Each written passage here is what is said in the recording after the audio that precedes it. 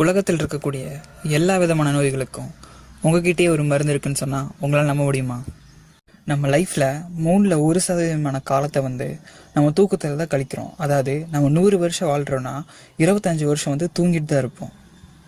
ஒரு மனுஷனால் 10 நாள் சாப்பாடு தண்ணி கூட இல்லாமல் இருக்க முடியுமாமா, ஆனால் தூக்கம் இல்லாமல் இருக்க முடியாதாமா.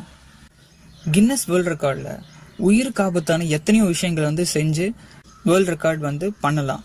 ஆனால் நான் 10 நாள் தூங்காமல் இருப்பேன் அப்படின்னு சொல்லிட்டு போனோம்னா அடித்து வரட்டி விட்டுருவாங்களாம். ஏன்னா தூங்காமல் இருக்கிறது ஒரு சூசைடுக்கு சமமாமா. ஸோ இவ்வளோ அற்புதங்கள் இருக்கக்கூடிய தூக்கத்தை பற்றி தான் இன்றைக்கி நம்ம பேச போகிறோம். நம்மளுக்கு தூக்கம் வரதுக்கு மெயின் ரீசனே நம்மளோட சர்க்கடியன் ரிதம் தான்.